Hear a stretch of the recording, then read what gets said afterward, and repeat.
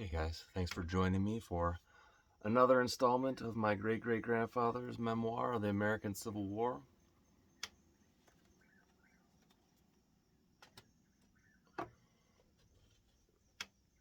Smoking some capstan. The wind picked up a little bit, so I've got a wind cap on my Blake Mar pipe.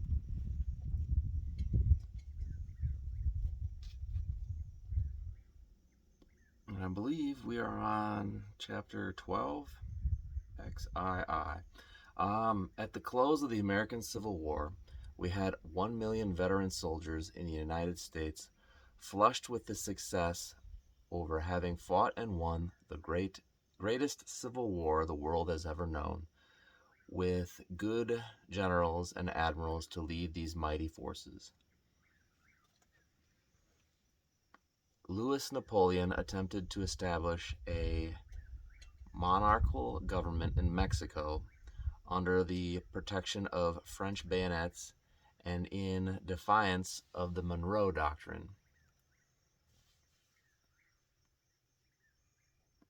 Archduke Maximilian, brother of the Emperor of Austria, was to accept the crown of the monarchy proposed to be set up in Mexico.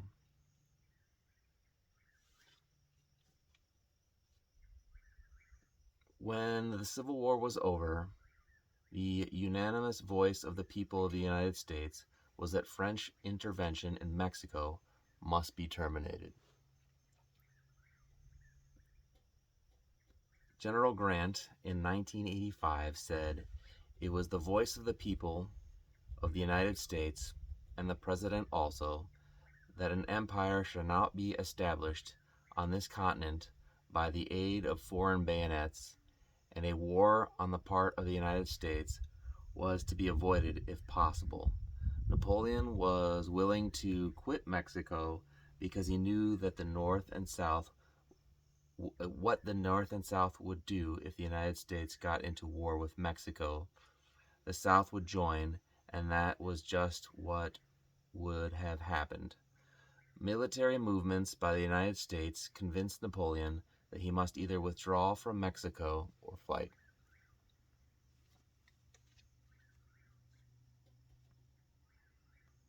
In the summer of 1865, General Sheridan was sent with 50,000 veteran volunteers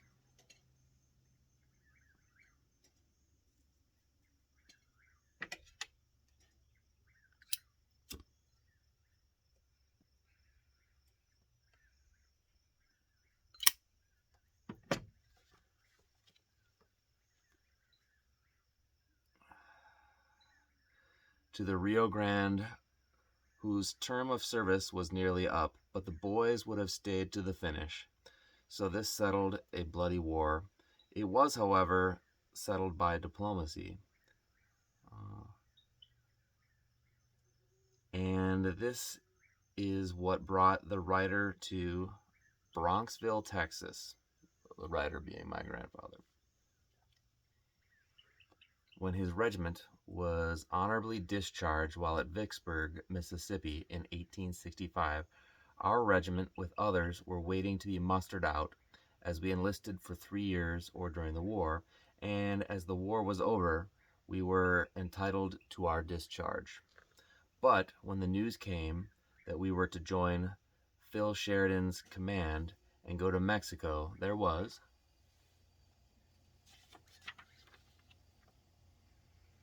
not one officer or one private, but went voluntarily. We were a little rusty, as it was go as you please the last month of the war.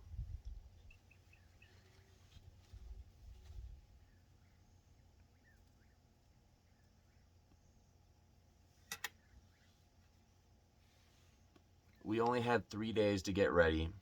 We had our horses yet, and I can tell you we had the pick of the country. That is, if we saw anyone with a better horse than the one we had, we just merely traded, and that's all. There were boats ready for us, and we got aboard horses, saddles, wagons, trains, and a full outfit of long campaign, a full outfit for a long campaign down the Mississippi River to the mouth of the Red River, back again to some of our old battlegrounds. Then we went up Red River to Shreveport, Louisiana.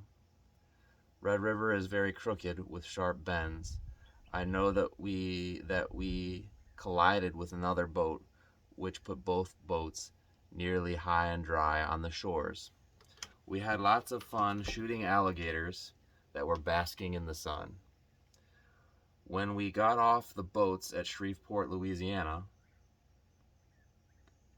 and got ready for the long march from the Red River to the Rio Grande, 1,200 miles. Some days only going 15 miles, and some days going many more, according to where we could get water for ourselves and stock.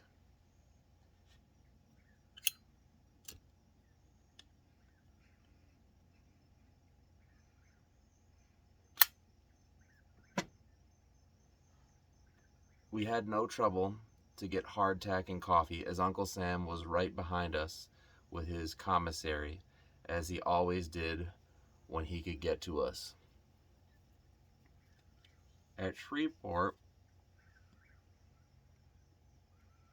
Louisiana, we were attached to General West's headquarters on July 6th, 1866, with Colonel Craig in command of the regiment. We got ready to make our long march from the Red River to the Rio Grande. While at Shreveport, we had the pleasure of seeing the Stars and Stripes. It was one of the largest flags I had ever seen at the time. It was hung between two trees and gave the rebels a good chance to see the Star Spangled Banner once more.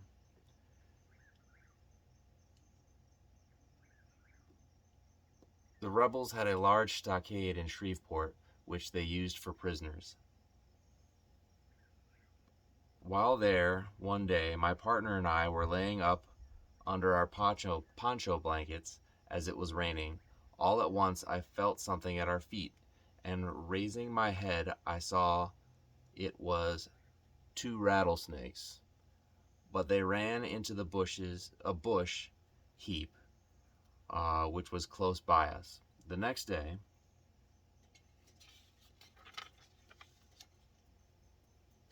we set fire to the brush heap and found there was a nest of rattlesnakes in it.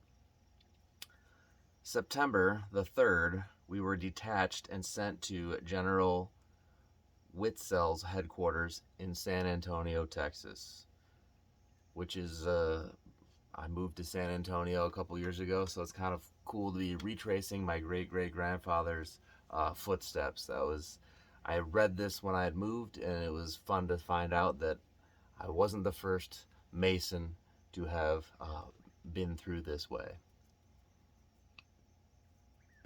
When out of Shreveport 30 or 40 miles, all right, while the boys were cooking in the camp one morning, I took my carbine to go out and try to get a deer. Lots of them were there, but I failed to get a shot at them.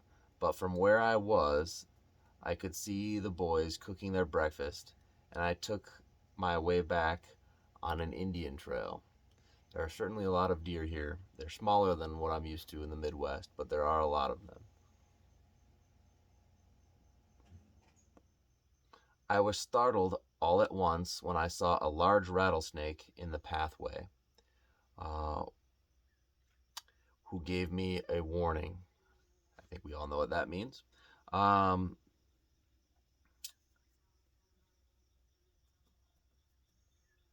I backstepped for about 20 feet and fired at the rattlesnake, which was coiled up, ready for a battle.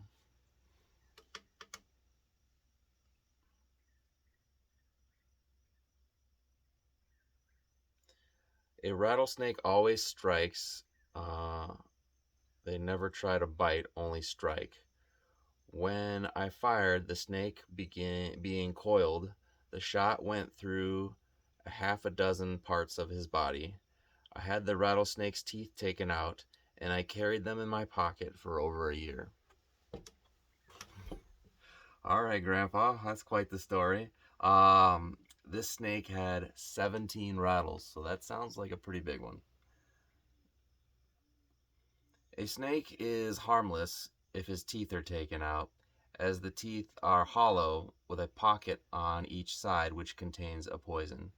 And when they strike, they act like a syringe and shoot out the venom from those hollow teeth. We kept on march every day until we got to San Antonio, Texas.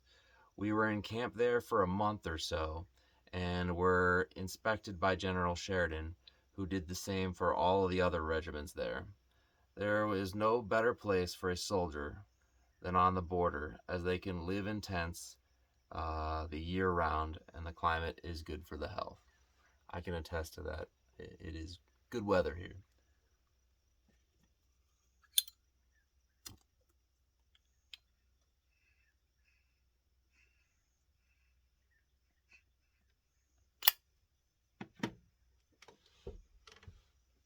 While in San Antonio, I will never forget the last grand view and inspection made by General Phil Sheridan when he rode down the front and up the rear of his soldiers on the back of his horse, with his aides a few rods behind. They could not keep up with Phil, as the boys called him, and the cheers that went up from the thousands of soldiers' boys must have made him feel good, and to feel that there was nothing down in Mexico that could stop him. And I can tell you that the boys were very much disappointed when they found out that we could not go into Mexico, as I heard some of the good old scouts say that they would even up if they went through Mexico, and they always did what they said and then some. That is the last time that I saw General Sheridan, as the troops were divided up and sent in different directions, and some stayed in San Antonio till discharge.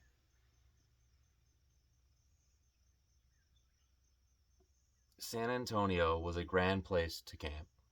Some beautiful springs called St. Pedro Springs came out from under the mountains and formed quite a little river, good for bathing in, and it's good for drinking too.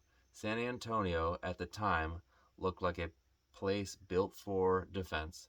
The streets were quite narrow and were made for war times way back.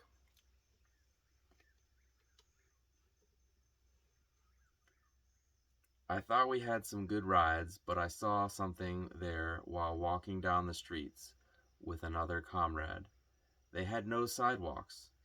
We saw a man coming on horseback with one of the nicest saddle horses that I had ever laid eyes on, and my comrade said, "Bill, if this had been in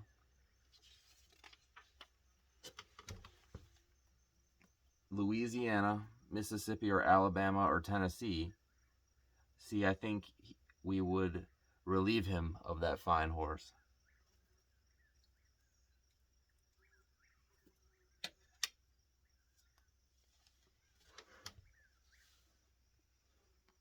Just then the rider jumped off his horse in front of a small store. He did not tie his horse, but loosened his lariat rope and went into the store with the rope in his hand. And while he was holding the rope in his hand, fastened to the horse, a man jumped from behind some boxes, cut the lariat, jumped on the saddle, and off like a streak of lightning, and was gone over 10 rods before the man with the rope in his hand could get a peep at him, and all you could see was the dust flying from the heels of the horse. I said to my comrade, "Well, what do you think of that?" And he said, "If them damn greasers can run like that, we'll never get them."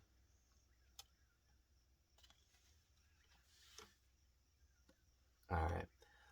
So we're on to chapter.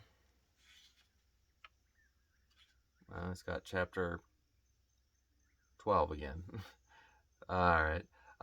Leaving San Antonio, our destination was Ringgold Barracks, 150 miles up the river from the Gulf of Mexico. This we did not know at the time, as no one was supposed to know but the officers in charge.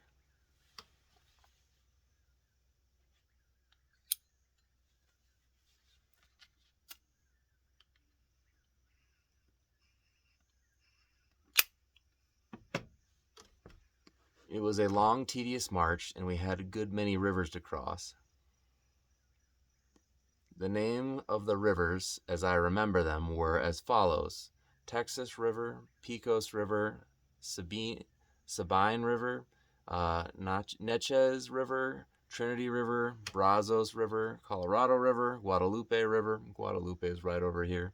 Um, Nueces River, Canadian River, and Red River.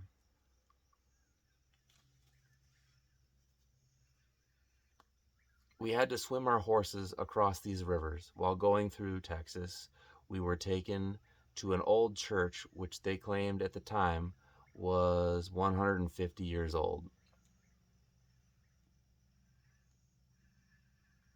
It was very ancient looking, and some monks were living there. It was very picturesque, as the moss had been growing over it for years and years.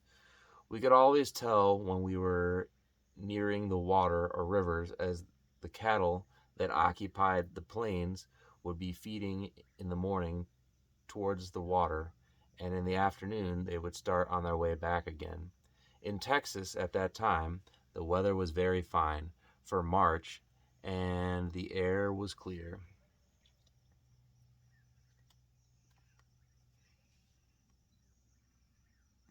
It was so clear that you could take a fresh beef cut. You could take fresh beef, cut it in strips, hang it on lines, and dry it. That was what they called beef jerky. Um, we generally used to march from 50 to 20 miles a day, some days further, and on account of the water being scarce, we had to go until we could get some. Sometimes we would be disappointed, as many of the places had salt springs.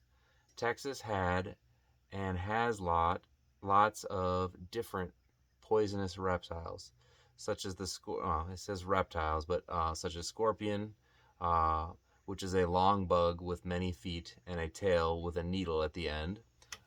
We definitely don't have those up in the Midwest, where he's from, Wisconsin, Michigan. There are no scorpions. That's something I've had to get used to here. We had lots of them in the house, dozens.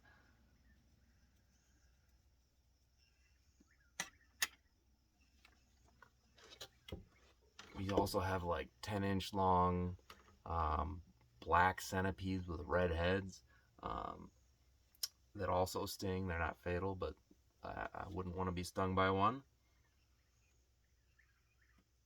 Lots of tarantulas. My, my daughter had one in her shoe a little while back. I've seen them on the house and around the property.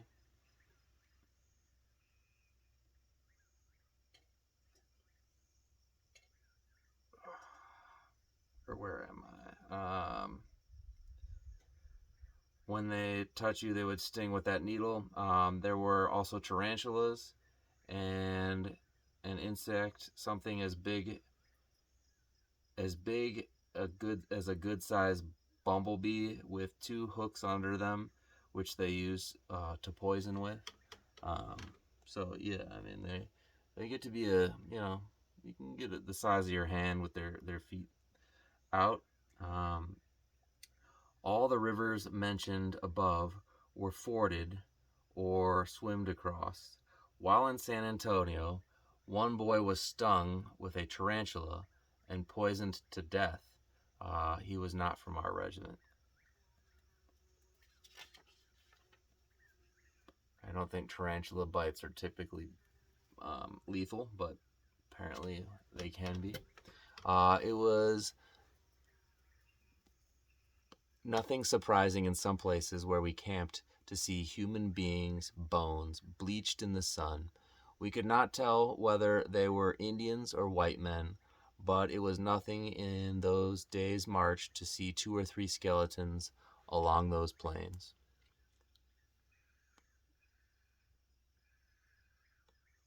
We had quite a bit of time going through that rough country. We would go days without seeing a house of any kind. It was nothing to see some human bones bleached out that had been killed and robbed by the Indians or Mexicans or robbers of some kind. If you met a white man, the first question he would ask the other fellow when they got acquainted was what he did that he had to leave his country, as there was nobody living down there, men or women at that time, but outlaws and wild Indians. We took a bunch of wild Indians, and we took in a bunch of wild Indians, and I can tell you they were a hard sight to look at. We took away one of their bows and quivers full of arrows and turned it over to Captain Brooks, who said he sent it to the capital of Wisconsin, Madison. I don't know whether it got there or not.